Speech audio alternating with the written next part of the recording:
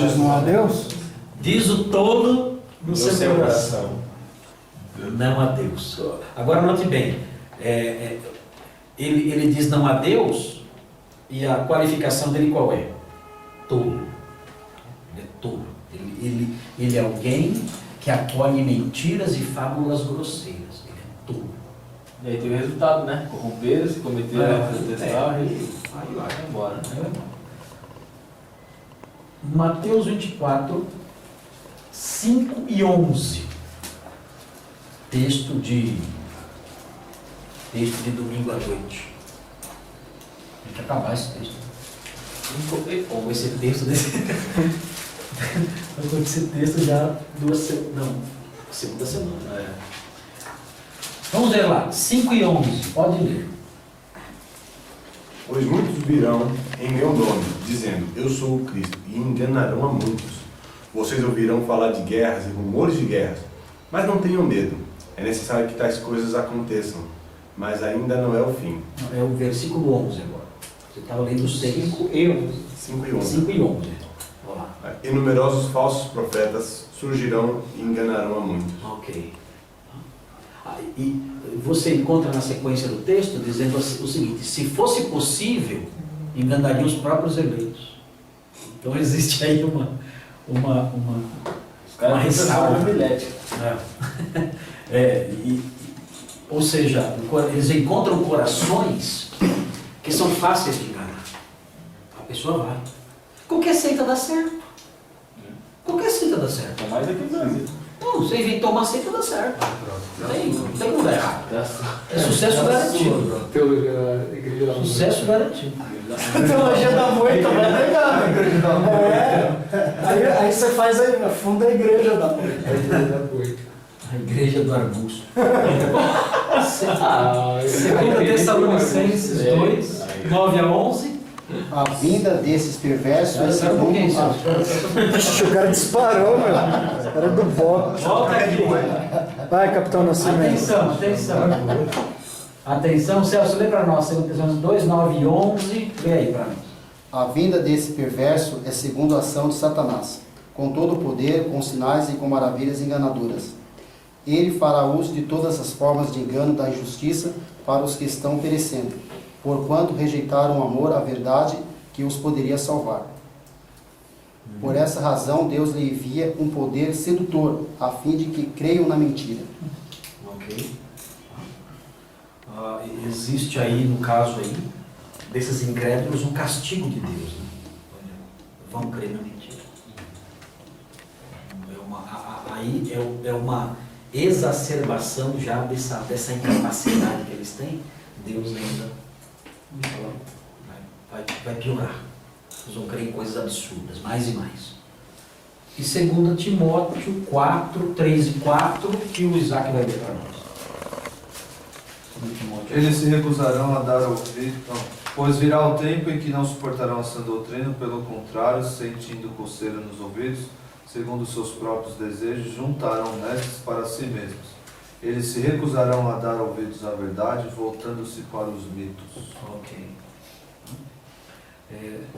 São tantas as atrocidades que a mente corrompida é capaz de acreditar que a gente duvida Da capacidade que eles são capazes de acreditar.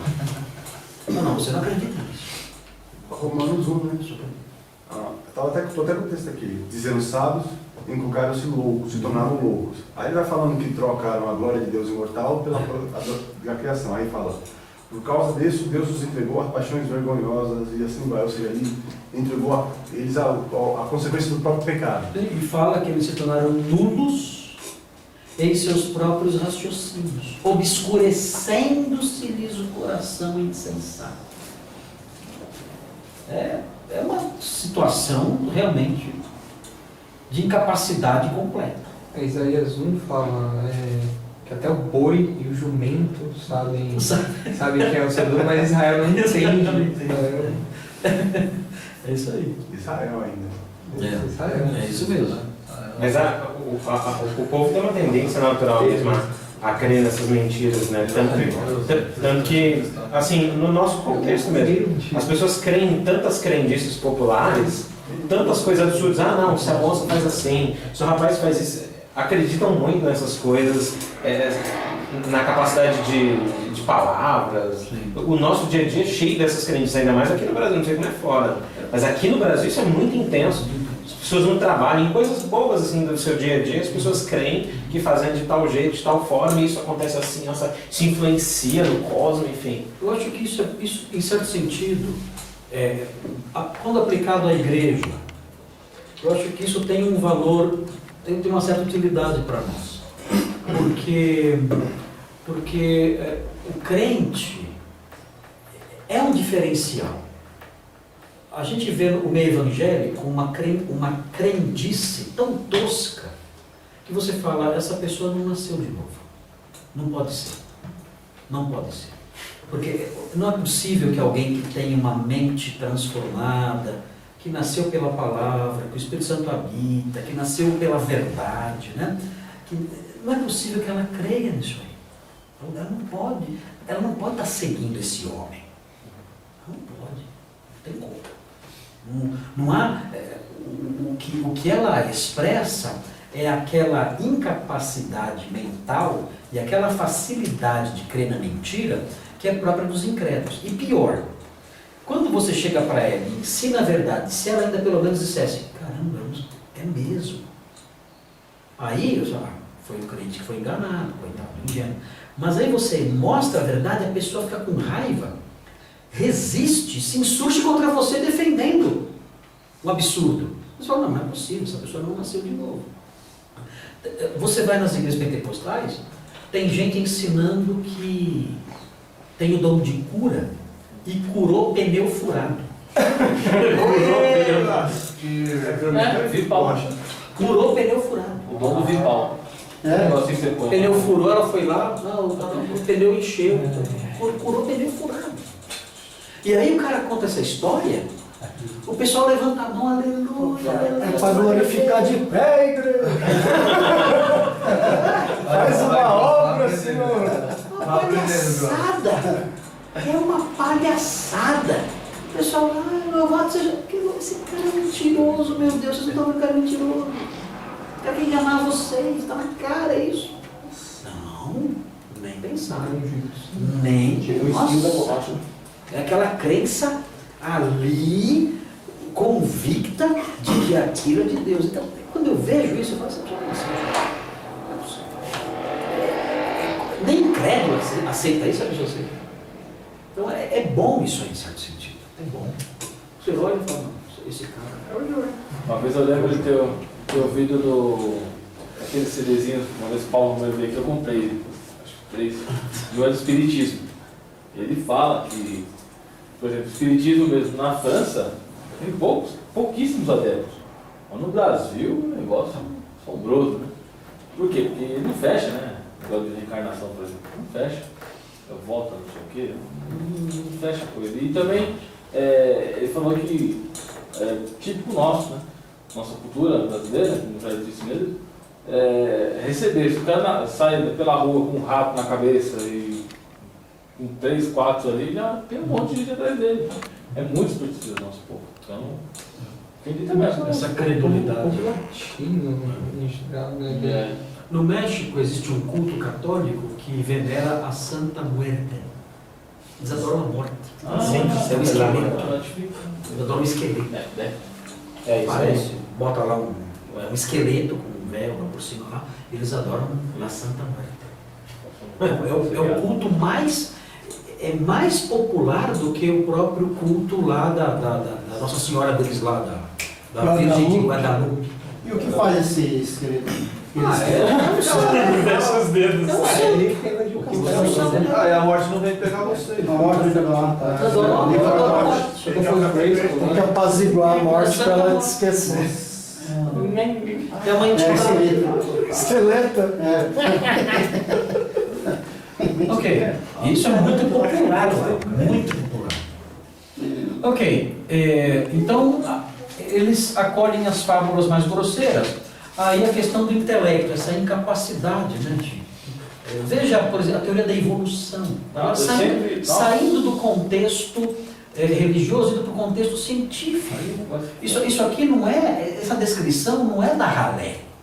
Essa descrição é de quem tem PhD. A teoria da evolução, ela não tem evidência científica nenhuma. Ela é absurda. Ela é uma religião. É uma grandíssima. Assim, Nunca existiu uma prova científica disso. Nunca. Os caras acreditam que o homem é um peixe desenvolvido. Só não acharam o balopótamo aí, né? Só não acharam o balopótamo, mas acredita detalhe. piamente que aconteceu. Não tem nenhuma evidência. Os caras aceitam. Isso é acabou. Coisas verídicas. E olha para nós, vocês creem nesse mito? Vocês criam as coisas? Você quer nesse mito? Ah, tá. Precisa muito mais fé acreditar nisso. Não tem como. Você assiste palestras sobre esse assunto, você fala, meu Deus, não é possível o cara ter isso aqui. Não tem lógica. Bom, a outra área afetada qual é? As emoções. As emoções foram afetadas. A sensibilidade do homem foi afetada pelo pecado. Agora, veja aí o efeito disso. Aqui eu numerando alguns efeitos apenas. Né? O ser humano se alegra, fica contente em práticas detestáveis. Aquilo que deveria entristecê-lo, faz com que ele fique contente. É provérbio de Salmo Fontinho. O provérbio da reflexão de hoje é isso aí. Eu sabia isso. Jó 15,16, quem vai ler? Quem vai ler agora? É o João? É o livro? Pode ser? Então valeu. Jó 15,16. Lá, meu servo Xó. Vai nascer comigo. Tô procurando. Fala que teu cego ouça. Vai, segue comigo. Vai, Jó. O Baraial. Ei, Baraial. Cego daqui meu. Seja Mas eu pegou o homem dormindo aí, quebrou as pernas dele. Seja banana. Vai lá. 15, 16, né? É. Jó. Quanto menos o homem que é impuro e corrupto e que bebe iniquidade como água. Ok. É isso? É isso. Ok. Então tá certo. É isso mesmo. O homem que é corrupto e bebe a iniquidade como água. Ok. Então isso tem a ver com se alegrar, não tenho a menor ideia. Isaías 66, 3. Acho que é o prazer, né, Ele se alimenta disso, né? o prazer, né, de se alimentar, de encontrar refrigério nisso. É meu hobby. Isaías 66, 3, Ronaldo. Pode ler para nós. O que imola um boi é como o que comete homicídio. O que sacrifica um cordeiro, como o que quebra o pescoço a um cão. O que oferece uma oblação, como o que oferece sangue de porco. O que queima incenso, como o que bendiz a um ídolo. Como estes escolheram os seus próprios caminhos, e sua alma se deleita nas suas abominações. Parte final, né? A sua alma se deleita nas suas abominações. Tem prazer. Tem prazer. Aquela história, né? O cara fala assim, você dá 10% de dízimo, quanto custa o seu pecado? Tudo que você faz. É tudo, é a vida do cara, cara. O cara trabalha com essas coisas. E se deleita, né? E se deleita. A alegria dele. Segundo a Tessalonicenses 2,12, Jair, lê para nós aí, por favor. Ele se alegra em práticas detestáveis. Vamos lá, Jair. E sejam condenados todos os que não creram na verdade, mas tiveram prazer na injustiça. Prazer na injustiça. E segunda de Pedro 2,13, irmão Nilson, por favor, lê para nós.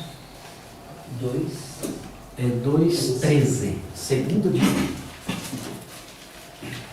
Recebendo injustiça por salário da injustiça que praticam, considerando como prazer a sua luxúria carnal em pleno dia, quais nódoas e deformidades eles se regaram nas suas próprias mistificações, enquanto banqueteio junto convosco.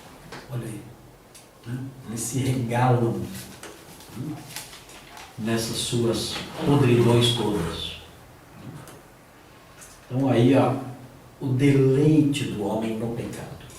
Se deleita no pecado. Então, as emoções, a alegria desse homem é uma alegria depravada. E aqui fala assim, né, pastor? Deve ter uma casta de... Olha que legal, né? Alguns manuscritos dizem suas festas de fraternidade. É porque eles faziam isso, eles eram falsos mestres infiltrados na igreja. Então eles faziam tudo isso aí durante as festas de amor que eram realizadas sempre que a igreja se reunia. Então ali eles expunham as suas sujidades, as suas coisas, as suas indecências. Eles tinham prazer nisso, corrompendo a comunhão cristã. Muito bem. Outro item das emoções qual é? O ser humano não nutre afeto algum pela palavra de Deus. Vocês quando forem pregadores mais frequentes, observem quando vocês estiverem pregando as pessoas. A postura delas. E você sabe que não é fastio. Uma coisa é o fastio quando você está pregando 1h30. Aí você vê as pessoas começando a ficar incomodadas, isso é uma coisa. Agora, quando você acaba de abrir o texto bíblico e ler 2 versículos, já vê a pessoa já... Opa, isso não é... Você não está enfastiada. Essa pessoa ela está incomodada com outra coisa.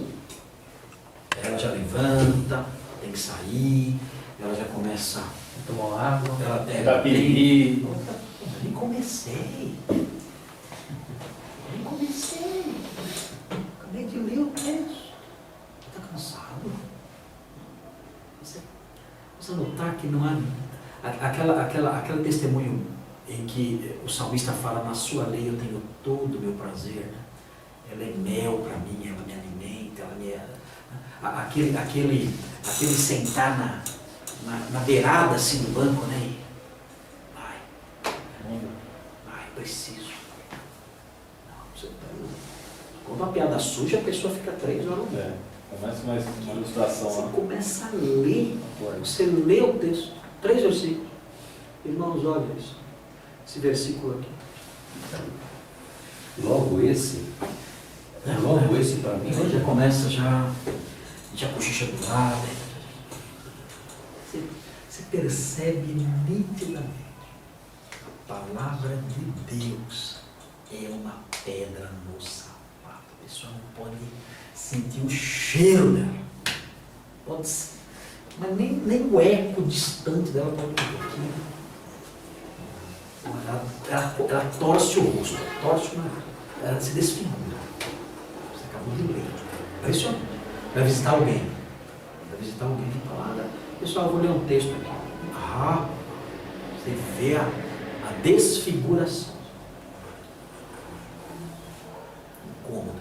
Porque você vai ler um versículo aqui. Impressionante. Eu testemunho isso tantas vezes que eu nem estranho mais.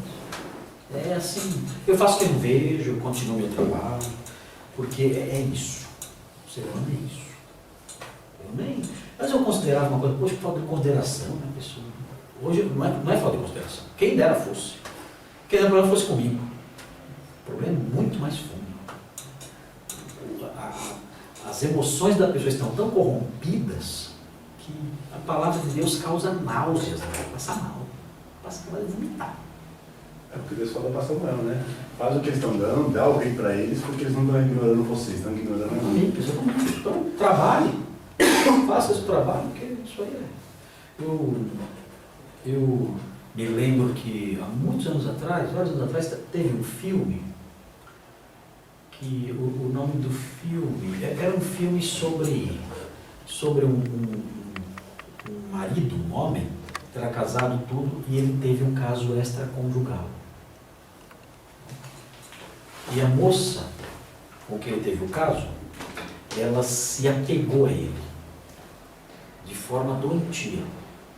Eu não lembro qual era o nome do filme, sei lá, Atração Fatal, um negócio assim. E ela ficou, ela era psicopata, ela ficou doente, e ela começou a assediar a família do cara.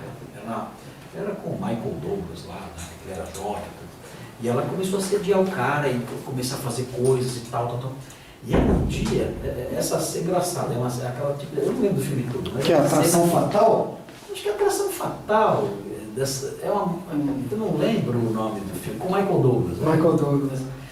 Então, esse filme é um antigo filme. É. Mas uma cena que me impressionou, tem tanta cena que impressiona no filme, mas o que mais me impressionou foi que uma noite ela foi na casa dele escondida e ficou olhando pela janela a família.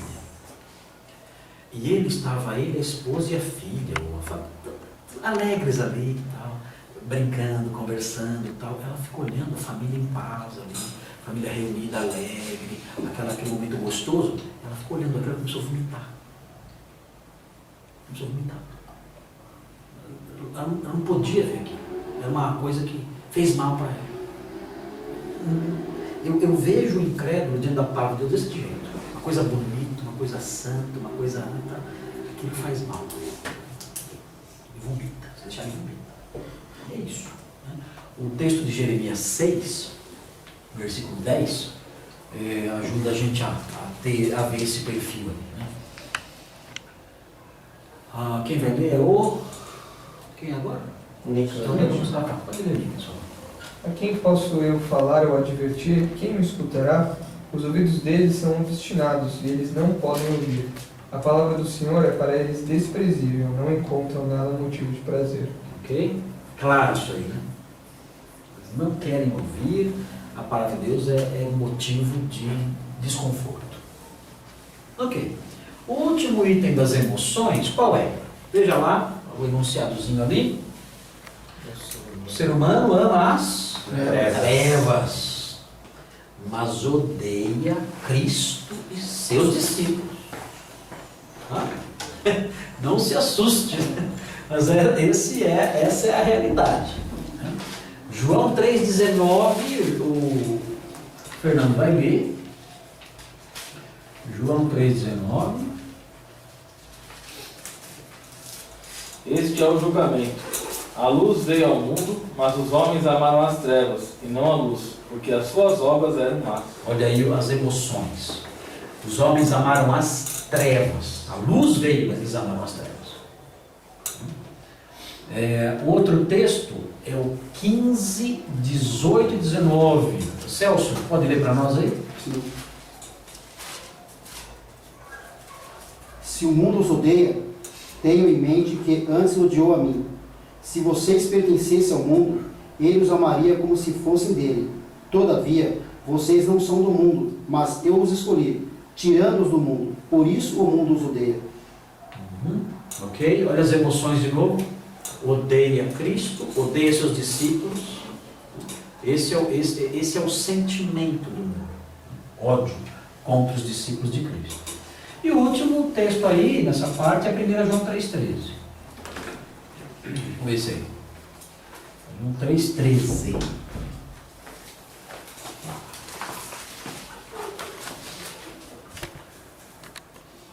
Quem vai ler agora é o Isaac. Meus irmãos, não se admirem se o mundo os odeia. Ok? Não se admirem se o mundo os odeia.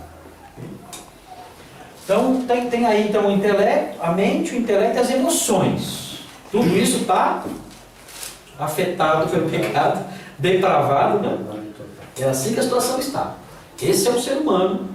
Esse é o efeito do pecado aí na depravação total. Então falta o quê? Falta a vontade. Olha lá. O homem não consegue realizar suas boas decisões. Muitas vezes ele se vê incapaz de realizar aquilo que ele decide. Olha Jeremias 13, 23.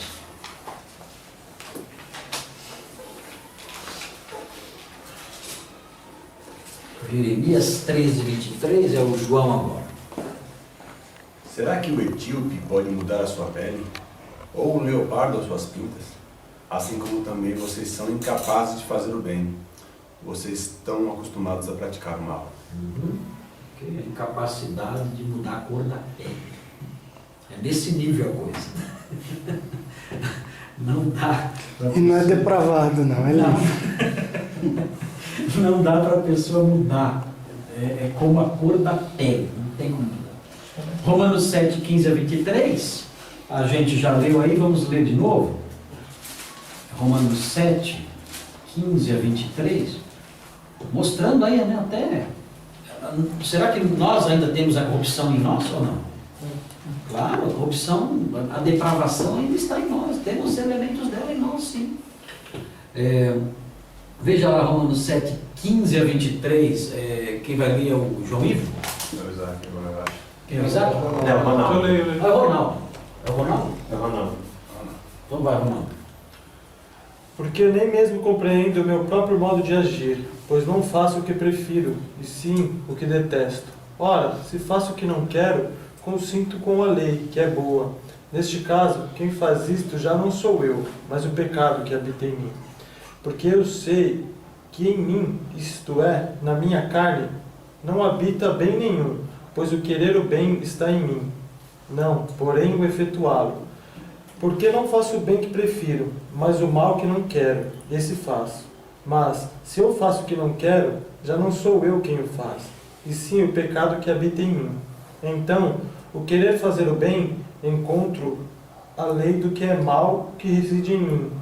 Porque, no tocante ao homem interior, tenho prazer na lei de Deus, mas vejo nos meus membros outra lei que, guerreando contra a lei da minha mente, me faz prisioneiro da lei do pecado, que está nos meus membros. Ok.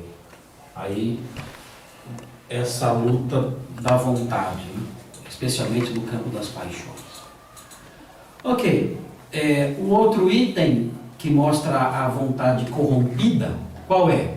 O homem Não consegue por si só optar por ir a Cristo. Ok, não consegue por só optar. Esse é o pior lado da Aqui é o depravação total. Aqui é o pior lado, porque aqui é que entra a necessidade de um auxílio sobrenatural.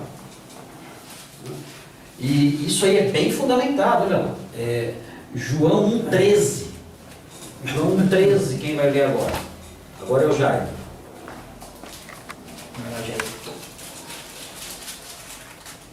Os quais não nasceram por descendência natural, nem pela vontade da carne, nem pela vontade de algum homem, mas nasceram de Deus. Ok?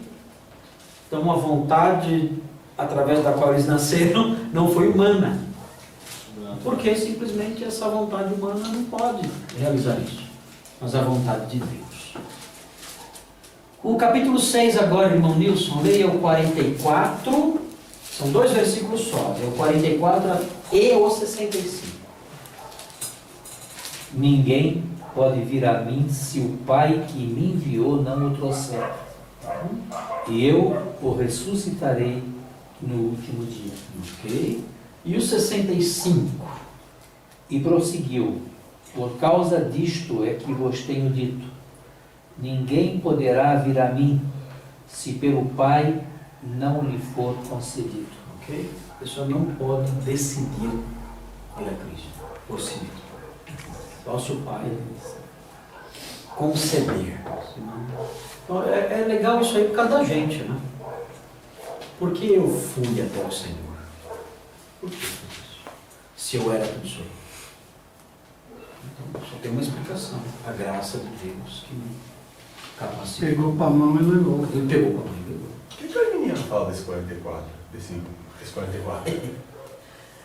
O arminiano, Isso que é completo. ele não lida com isso aqui. O que ele faz? Quando ele lê um versículo desse, ele fala, depois que ele termina a leitura, ele não coloca um ponto, ele coloca uma vírgula. Então acabou a leitura e fala, mas tem o lado humano. E aí ele começa a falar. Então, pera, mas você está desconsiderando o que você acabou de ler. Não, mas é que tem o outro lado. Você não pode basear a sua fé só num versículo. Oi? Oi? Falou mesmo para você. É isso aí. Vai embora. Só que ele não acrescenta um versículo.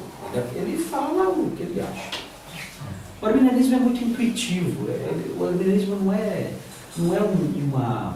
Pelo menos no modo como ele tem se apresentado atualmente, ele deve ter sido mais sério antigamente. Né? Mas no modo como ele se apresenta atualmente, ele é muito intuitivo. Ele é Uma muito... impressão pessoal. É mais uma impressão impressão, é mais a pessoa fala, Deus não pode porque ele é injusto, aí ele seria injusto, aí a pessoa constrói a partir dessas impressões e vai em frente, mas não dá para levar a sério essa vertente, ela não lida com o meu problema. Veja o 3:11 agora de Romanos, Nicolas, leia o 3:11, o nosso texto está na segunda parte, leia o versículo para nós. Não há ninguém que entenda, ninguém que busque a Deus. Ok, então aí a pessoa não pode optar por Cristo, ninguém busca a Deus, ninguém quer isso, a vontade está corrompida. E o último item nesse quadro, o homem deseja fazer a vontade da carne, esse é o desejo dele. Então os dois textos são Romanos 8:8, quem vai ler agora é o Fernando. Quem é dominado pela carne não pode agradar a Deus. Ok. É dominado pela carne, consegue agradar a Deus. E Efésios 2:1-3, que é bem famoso. Efésios 2, de 1-3. Quem vai ler? Sou eu. Vai lá. Vocês estavam mortos em suas transgressões e pecados, nos quais costumavam viver quando seguiam a presente ordem deste mundo e o príncipe do poder do ar, o espírito que agora está atuando nos que vivem na desobediência. Anteriormente, todos nós também vivíamos entre eles, satisfazendo as vontades da nossa carne, seguindo os seus desejos e pensamentos. Como os outros, éramos por natureza merecedores da ira. Qual é a parte, Celso, que mostra a vontade corrompida? Nesse versículo, qual é a parte que mostra a vontade corrompida? Como os outros, éramos por natureza merecedores da ira? Não. Não. Isso é o Começo do versículo 3. Mortos nas transgressões e pecados? Não. Qual é a parte que mostra a vontade corrompida? O Espírito Satisfazendo as vontades da nossa carne. Satisfazendo o quê? As vontades. É o que a gente fazia. Buscando satisfazer a vontade da carne e dos pensamentos. Essa era a nossa vontade. Então você tem aqui um quadrinho que não é lá muito alegre, mas que é real. Esse é o homem. Isso é depravação total. Toda a esfera da nossa humanidade foi afetada. E nos mostra do que Deus, de certa forma, nos livrou. A gente podia ter tudo isso aí em potencial, né, para não glorificá-lo, mas ele ameniza o impacto desse ser humano tão feio em nós, através do Espírito Santo. E, assim, existe na teologia, né, existe a ordo salutis. Então, o que é a ordo salutis? É o modo como a salvação, como é que acontece, qual é a ordem que a coisa acontece. Então, assim, o que vem primeiro? Primeiro vem a eleição. Tudo bem, eleição. Depois da eleição vem o quê? Depois da eleição vem a justificação. Alguns teólogos reformados, não é isso. Vem a fé. Não é a fé. A fé vem, depois vem a justificação, porque a justificação é pela fé. Mas antes da fé, o que vem? Não vem nada. Aí alguns teólogos dizem o seguinte: antes da fé vem a regeneração. Mas como? Como assim? Como é que a pessoa é regenerada sem ter a fé? Vai dizer, olha, tem que acontecer a regeneração primeiro por causa desse quadro. E a habitação do Espírito está nessa fase? Depois não, concomitante com a justificação. Mas isso suscitou diversas discussões. Dizendo, olha, antes do homem crer, ele tem que ser regenerado. Ou seja, aquele nascer de novo tem que acontecer antes da fé, senão nem a fé é possível. Porque senão você não consegue crer, né? Se você não consegue crer, você não crê, né? por causa desse quadrinho aqui, por causa dessas coisas. Assim, ó, não tem jeito. Deus tem que primeiro, o Espírito tem que soprar onde quer, para neutralizar ou trabalhar tudo isso, para a pessoa poder crer. E chamavam isso, essa obra prévia do Espírito, de regeneração. Quer dizer, se alguém não nascer de novo, não pode ver o reino de Deus. O que é reino de Deus que não pode ver? Toda a realidade espiritual que ela tem que crer. Então, para ela poder crer nessa realidade toda, ela tem que ver, mas antes de ver, ela tem que nascer de novo. Então, antes da pessoa crer, ela é regenerada. Era ordo salutis, reformada. Não sei se é correto o termo regeneração. Oi? Regenerados mediante a fé. Então, o problema qual é? Eu entendo o que eles queriam dizer. Eu só acho que eles usaram a palavra O errada. caminho não está errado. O termo usado... Talvez seria convencimento aí. Convencimento, iluminação, né? Mas eles usaram a palavra Chamado. regeneração. E tudo fazendo parte do processo. E o oposto disso, dizer que não, era considerado até uma heresia. Eu estava lendo recentemente sobre uma heresia chamada sandemanianismo, que dizia o seguinte: olha, a pessoa para crer não precisa de nada. Aí já é outro extremo. E era isso que fazia os puritanos, talvez, ficarem... Falaram, não, tem que ser regenerado antes de se apegar para não ser sandemaniano, ou sandemanianista. Porque o sandemanianista falava assim, ó, Deus é aquele que não trabalha, porém crê naquele que justifica quem? O ímpio. O ímpio, não o regenerado. Olha onde vai o Paulo. Olha, justifica o ímpio. Então a pessoa, quando é justificada, ela não sofreu nenhuma alteração nela. Ela é ímpia. Aí já é outro passo. Aí já vai lá na outra ponta, lá, o pêndulo da coisa. Eu acho o seguinte, quando a pessoa conhece o Evangelho, há uma ação do Espírito Santo, convencimento, convencer do pecado e do juízo, a iluminação do Espírito Santo afastando as trevas, o aspecto didático. Abrir o coração para que a tendência. Isso Como não é como aconteceu com Lídia, né? Abriu o coração para que ela atendesse ao que Paulo dizia. Então, agora isso aí, os puritanos chamam de regeneração. Eu acho que a terminologia é inadequada. Isso aí é essa obra do Espírito Santo de atuação na pessoa, mas não dá para chamar disso aí. Agora, ser sandemaniano também não. E dizer que, não, que é seco e puro, não, eu sou ímpio, mas eu creio e tal, isso também não dá. Né? Então, a questão é a linguagem. Né? Mas o que é interessante é ver como a teologia dos puritanos, ela levava isso aqui a sério. Isso aqui era tão real, para você, não é possível, tem que haver uma regeneração para a pessoa poder crer. Você não vai falar crer, como é que vai crer desse jeito? E usava essa tecnologia aqui. Como é que enxerga um mundo espiritual desse jeito? Como é que pode? Como é que essa pessoa vai crer? Tem que haver uma atuação, sei lá, tem que regenerar a pessoa para poder crer. E aí a Ordo Salutis era colocada nesses termos. Primeiro a eleição, depois a regeneração, depois a fé. E aí vinha um pacote inteiro. Por último, a glorificação. Mas legal. Tomar um café. Está na hora? Então nós vamos ver daqui a pouco, ó, ligado a isso, ó, o pecado e o livre-arbítrio. Não entendi, afinal de contas, o que é isso. Eu fiz uma definição de livre-arbítrio aqui. Eu criei essa definição a partir de Agostinho e outros. Da teologia da moita também. Já viu a capa desse livro? Tem um arbusto, uma sarça ardente.